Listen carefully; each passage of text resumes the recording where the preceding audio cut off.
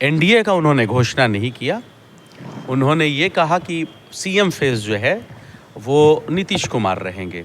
तो ये बेचैनी, ये परेशानी, ये बौखलाहट जो है वो भारतीय जनता पार्टी की वजह से है, क्योंकि भारतीय जनता पार्टी के लोगों का कहना है कि 2025 में जो सीएम फेस होगा वो भारतीय जनता पार्टी का होगा। और ये मैं उनके घरों को बचा नहीं सकते हैं तो कम से कम उनको स्थानांतरित करिए, उनके मवेशियों को बचाइए, उनको खाना दीजिए, बिजली दीजिए सही वक्त पे, उनको रहने का सही ठिकाना दीजिए। आपसे अगर ये नहीं होता है तो आपकी अनुशासन की सरकार, जिसको कहते हैं सुशासन बाबू, आपकी प्रशासन जो है उनके ऊपर लाठियाँ चलाती हैं। ये कतई राष्ट्रीय जनता दल बर्दाश्त नहीं करेगी। मुजफ्फरपुर में सर बिजली अनिल कुमार, आप देख रहे हैं एशिया तक लाइव। अभी हम आए हुए हैं आरजेडी कार्यालय। हमारे साथ बात करने के लिए आरजेडी के प्रदेश प्रवक्ता आरजू खान जी हैं। इनसे जानेंगे जिस तरह राज्य कार्यकारिणी बैठक में जदयू ने एजेंडा सेट किया है 225 सीटों को एनडीए को 2025 में लाने के लिए, इनसे जानेंगे। सर, एशिया तक लाइव पे आपका स्वागत। धन्यवाद। नीतीश कुमार 225 सीट लाने के घोषणा किए जो हम एनडीए 225 सीट लाएगी 2025 में। एनडीए का उन्होंने घोषणा नहीं किया। उन्होंने ये कहा कि सीएम फेस जो है वो नीतीश कुमार रहेंगे। तो ये बेचैनी, ये परेशानी, ये बौखलाहट जो है वो भारतीय जनता पार्टी की वजह से है, क्योंकि भारतीय जनता पार्टी के लोगों का कहना है कि 2025 में जो सीएम फेस होगा वो भारतीय जनता पार्टी का होगा। और ये मैं विपक्ष के नाते नहीं कर रहा हूँ। उनके दो अपने नेता जो कि केंद्रीय मंत्री रह चुके हैं, कई बार से वो सांसद हैं, जिस तरीके से गिरिराज सिंह ने कहा और अश्वनी चौबे जी ने कहा, तो ये विरोधाभास तो उन लोगों के अंदर है और ये चीज़ें दिख रही हैं। अब देखिए, केंद्रीय मंत्री पता चलता है कि उसी अलायंस का हिस्सा है चिराग पासवान जी।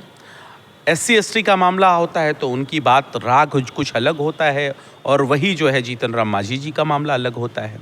रत्नेश सदा जी को देख लीजिए, वो शराबबंदी पे कुछ कहते हैं, सरकार कुछ हवाई जो है अपने आंकड़े पेश करती है। तो विरोधाभास इन लोगों के अंदर है। तो नीतीश कुमार जी ने सबसे पहले कार्यकारिणी की बैठक करके ये बेचैनी में और घबराहट में, ये बौखलाहट में जो है अपने आप को सीएम फेस बता दिया। वो कहीं न कहीं भारतीय जनता पार्टी से वो डर रहे हैं। और रही बात 2025 सीटों की, तो सपने देखना किसी का भी अधिकार है। सपने देखने का अधिकार राष्ट्रीय जनता दल नहीं छीनती है। सपने को पूरा करने का लेकिन अधिकार जो है, जनता के सपनों को पूरा करती है राष्ट्रीय जनता दल। वो इस तरीके से पूरा करती है कि आप 18 से 20 सालों तक एनडीए के साथ रहते हैं, लेकिन बिहार में जो भी ऐतिहासिक काम होते हैं वो भारतीय जनता पार्टी के साथ नहीं कर पाते हैं। वो पता चलता है वो सपने, वो विज़न को पूरा करते हैं राष्ट्र नेता प्रतिपक्ष के हमारे आदरणीय नेता तेजस्वी प्रसाद यादव जी। जिस तरीके से शराबबंदी हमारे वक्त में लागू हुई, नियुक्तियां पत्र हम बांटे, आरक्षण का मामला सबसे ज़्यादा अगर हुआ बिहार में तो वो हमारे वजह से हुआ। आपको जो है उसके बाद नियुक्ति पत्र वाला मैंने आपको बता ही दिया। तो ये तमाम जो चीज़ें होती हैं, जातीय जनगणना जो होता है वो बिना हमारे साथ के आप नहीं कर पाते हैं। तो ये जितने भी ऐतिहासिक काम है ना, वो राष्ट्रीय जनता दल वो सपने भी दिखाती है अपने युवाओं, बेरोजगार युवाओं को, अपने बिहार वासियों को, और उनको पूरा भी करती है। और भारतीय जनता पार्टी तो सिर्फ सपना देखती है। सपना देख लें, आज तक उनका पता नहीं चला कि सीएम फेस कौन होगा, वो क्या बात करेंगे। और पूरी बिहार की जनता ने स्थापित कर दिया कि तेजस्वी प्रसाद यादव ही उनके सीएम फेस हैं, और 2 बार बिहार की जनता ने जनादेश दिया हमें। सर, उन्हीं का नेता भारत रत्न की मांग कर रहे हैं, जो नीतीश कुमार को भारत रत्न मिलना चाहिए। उन्हीं के नेता कर रहे हैं। किस काम पे भारत रत्न मिलना चाहिए? क्या बिहार में सही तरीके से पूर्ण शराबबंदी नहीं लागू हुई, इसके लिए उनको भारत रत्न चाहिए? या आज भी हंगर इंडेक्स में बिहार सबसे पीछे है, इसके लिए उनको भारत रत्न चाहिए?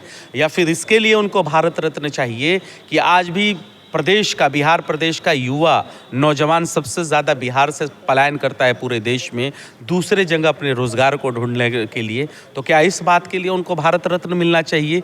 या प्रति व्यक्ति आय सबसे कम है अगर बिहार वासियों के पूरे देश में, तो वो बिहार वासियों की कम है, क्या इस बात पे भारत रत्न मिलना चाहिए?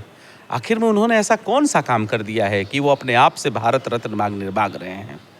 डबल इंजन की सरकार है, अभी तक बिहार को विशेष राज्य का दर्जा भी नहीं दिला पाए। दिल्ली गए इस बार, तो क्या उनका हुआ था बातचीत? देखिए, ये मलाई खाने में ये विश्वास करते हैं दोनों लोग, और हवाई बातें करते हैं। 125 लाख करोड़ मिला था, वो पैकेज डकार गए, फिर 58,000 करोड़ रुपए का पैकेज मिला है। उसके बाद भी अगर बिहार सबसे पिछड़ा है, हंगर इंडेक्स में सबसे पिछड़ा है, इन्वायरमेंटल इंडेक्स में सबसे पिछड़ा है, ऑक्सफैम की रिपोर्ट में सबसे पिछड़ा है, प्रति व्यक्ति आय अगर सबसे कम है, तो फिर आप किस चीज़ का दम्भ ठोक रहे हैं? ये डबल इंजन की सरकार, ये दोनों इंजन जो है भ्रष्ट है, करप्टेड है और दोनों इंजन फेल है। जनसुराज का कहना है जब हम सरकार में आएंगे तो 15 मिनट में शराब को चालू कर देंगे। जनसुराज तो ऑटोमेटिक जो है वो सरकार में है, वो आरएसएस की गोद के पाठशाला से निकले हुए हैं प्रशांत किशोर पांडे। वो तो सिर्फ एक लकीर खींच दिए हैं कि किसी तरह राष्ट्रीय जनता दल को जो है हाशिए पे लाया जाए, लेकिन बिहार की जनता मालिक है, वो सब जानती है कि भारतीय जनता पार्टी का प्रशांत किशोर पांडे से और आरएसएस से कितना घनिष्ठ लगाव है, ये सबको पता है और जनता ही मालिक है। जनता ही बताएगी कि प्रशांत किशोर पांडे कितने पिछलग्गू हैं आरएसएस के। जिस तरह सर मुजफ्फरपुर में बाढ़ पीड़ितों पर लाठीचार्ज किया गया, कहाँ तक सही था वो? एकदम गलत हुआ।